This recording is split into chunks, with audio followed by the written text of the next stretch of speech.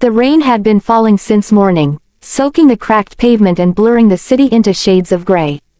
People rushed past without looking at one another, shoulders hunched, minds busy with their own problems.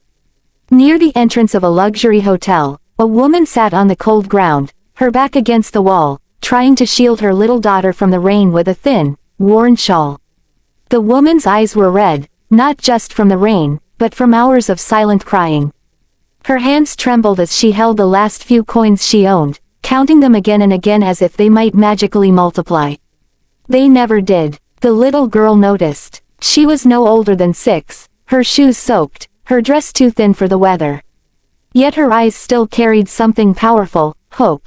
She looked up at her mother's face, streaked with tears and rain. "Don't cry, Mommy," the girl whispered softly, her small hand wiping her mother's cheek. "Maybe that man will help us." She pointed across the street. A black luxury car had just stopped in front of the hotel. The driver stepped out first, opening the door with practiced respect. A tall man in a dark coat emerged, his shoes polished, his posture confident. He was the kind of man people noticed without trying, calm, controlled, wealthy. A self-made millionaire, though no one around knew his story. The mother followed her daughter's gaze and immediately shook her head. "No, sweetheart," she said quietly. "Men like him don't see people like us." The man started toward the hotel entrance, phone pressed to his ear, his voice low and serious. He was discussing numbers, deadlines, acquisitions, things that felt like another world entirely. But then he stopped. He didn't know why at first. Something pulled his attention to the side. Maybe it was the way the little girl was staring at him, not with greed, not with desperation, but with simple belief. Or maybe it was the sight of the mother trying so hard to be strong while clearly breaking inside. Their eyes met. The girl smiled. It wasn't a big smile. Just a small, hopeful one. The man felt something tighten in his chest. A feeling he hadn't felt in years. He ended the call and slowly walked toward them, ignoring the puzzled look from his driver. As he approached, the mother instinctively pulled her daughter closer, fear and embarrassment washing over her face. "I'm sorry," she said quickly, before he even spoke. "We're not asking for anything. We'll move, I promise." Her words came out rushed, trained by years of being ignored or rejected. The man raised a hand gently. "Please," he said, "you don't need to go." His voice was calm, warm, unexpected. He looked at the little girl. "Why do you think I could help you?" he asked softly. The girl didn't hesitate. "Because you look kind," she said. "And my mommy is sad." Silence fell between them. The man swallowed hard. No one had described him as kind in a very long time. Powerful, yes. Successful, feared even, but kind. He knelt down so he was eye level with the child. "What's your name?" he asked. "Amelia," she replied proudly. "And your mom?" "Her name is Sarah." The man stood back up and looked at the mother properly now.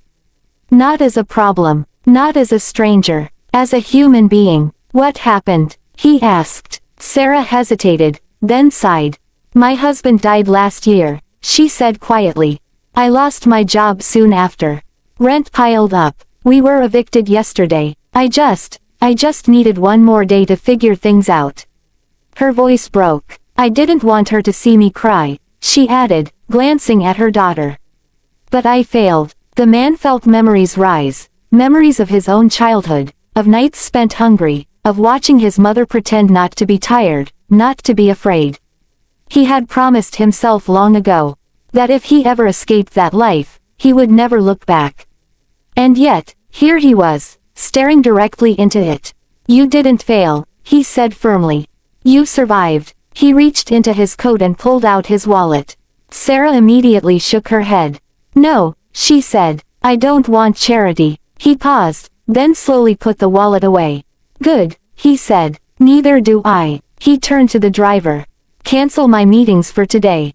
The driver blinked. "Sir, I said cancel them." He looked back at Sarah.